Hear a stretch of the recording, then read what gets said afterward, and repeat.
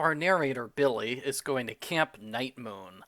On the trip there, he meets two girls named Dory and Dawn.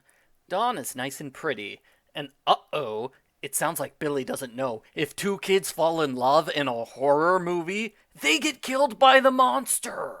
Argo Funk Book Review, Argo Funk Book Review.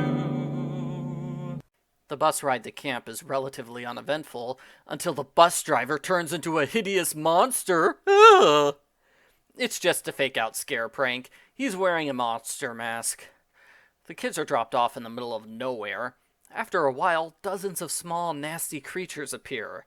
They have frothing mouths, and they prepare to attack the kids. The monsters get closer and closer.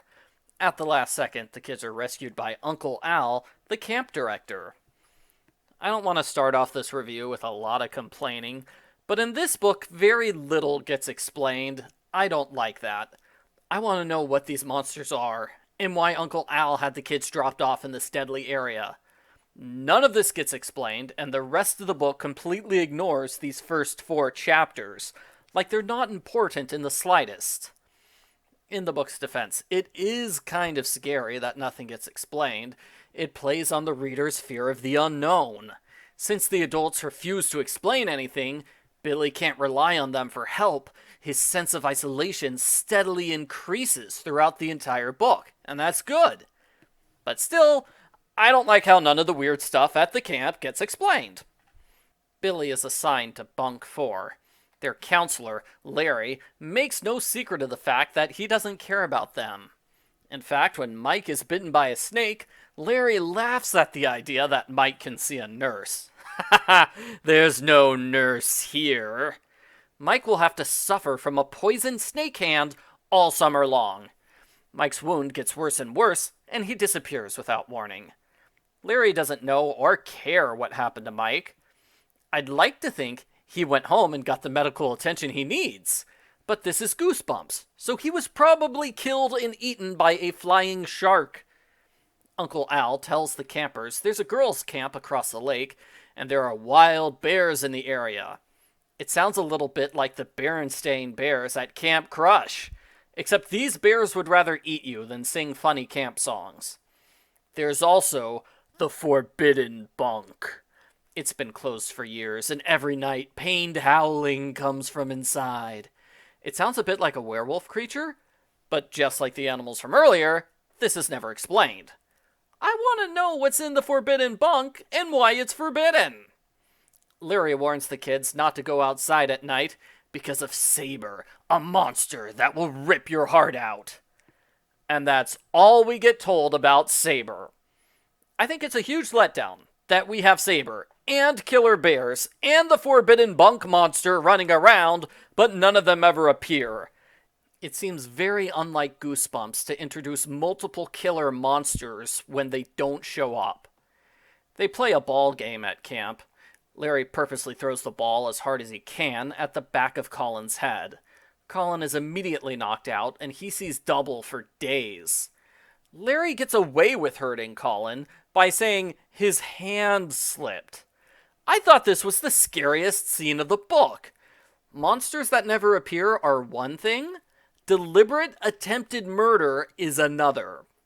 Jay and Roger sneak out to visit the Forbidden Bunk. Billy refuses to go along with them. Jay returns in a panic, saying, "The monster got Roger! It's coming after them next!" The kids go to Larry for help, which is a dumb idea because Larry already tried to kill one kid, while he let another kid suffer from poisonous snake bite. Larry is so dangerous, I think these kids might be safer with the monsters.